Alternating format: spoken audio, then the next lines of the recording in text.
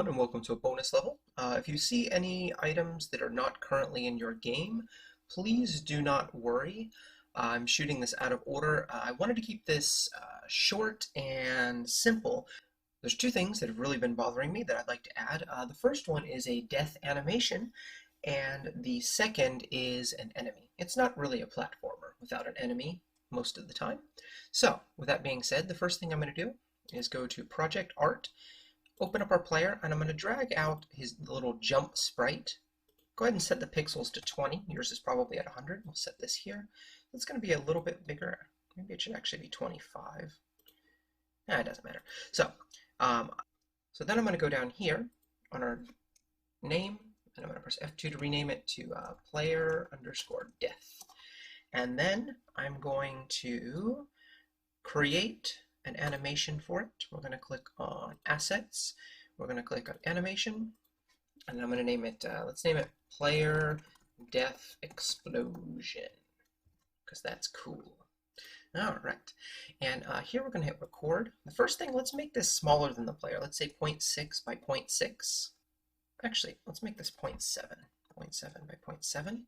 Just a little smaller than the player. Then I'm going to put it 60 frames out, so it'll be 1 second long. And I'm going to put it up to 1.8 by 1.8. And then I'm going to go to our color. I'm going to turn him, maybe red would look like a good dying one. And I'm going to turn the alpha all the way down to 0. So now if I press play, you can see he just kind of fades out of existence. And that's what we want for our player death animation. So I'm going to go ahead and put this over into prefabs. Oop. Okay, now we need to change a couple bits of code. So the first thing, I want to go to our script. I'm going to right click, I'm going to go to create, C# script, and I'm going to go to death animation, and I'm going to open up that, and I'm also going to open up our player script. That didn't open up. All right, so I'm going to open up that, the death animation script, and also our player movement script. Again, ignore anything you don't see yet. This is going to be added out of order most likely. So in our player movement, at the top I want to add a new variable. We're going to call it public game object, death object, and hit Control S to save. We're going to go down to the bottom, and we're going to create our own method. So before we've been using pre-built Unity methods, we're going to make one of our own. I'm going to say void death method.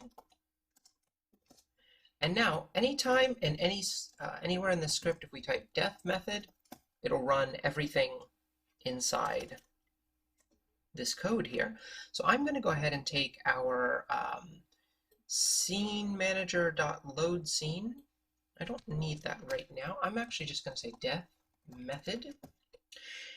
And then in our death method, I'm going to do two things. I'm going to say instantiate.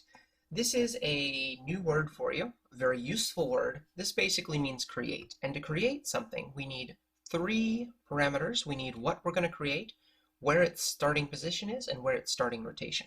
So I'm going to put parentheses, death object.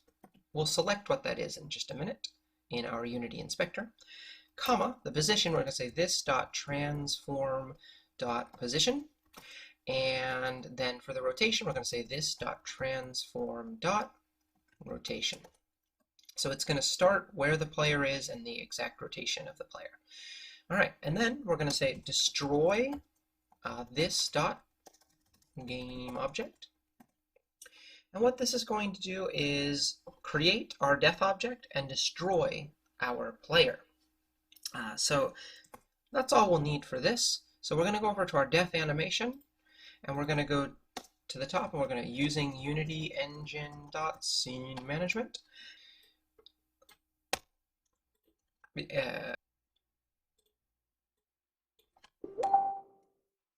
Okay, we're going to do two things. I'm going to actually do void start. We need that. And I'm going to use another word, invoke.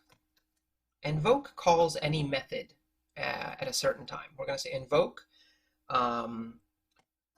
invoke load scene and 1F. So this is the number of seconds, so 1 second.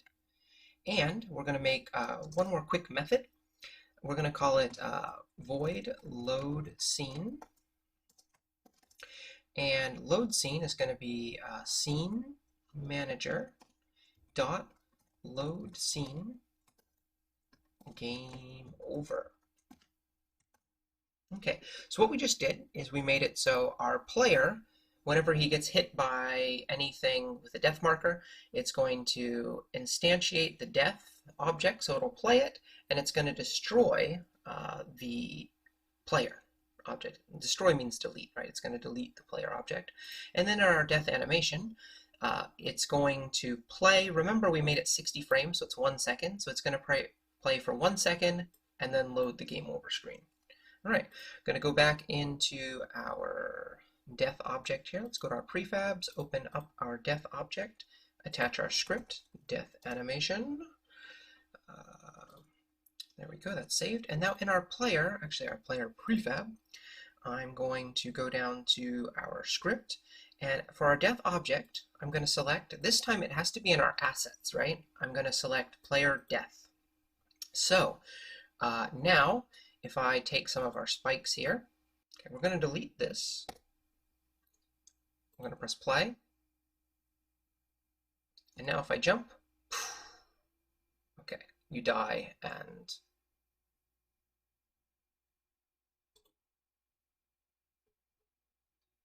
now if I press play, boom, game over. Good. We actually might want to make this slightly less. Let's say 0.9f, just so you can't see the very end of it. And with that, we have a pretty solid death animation. I'll see you in the next one.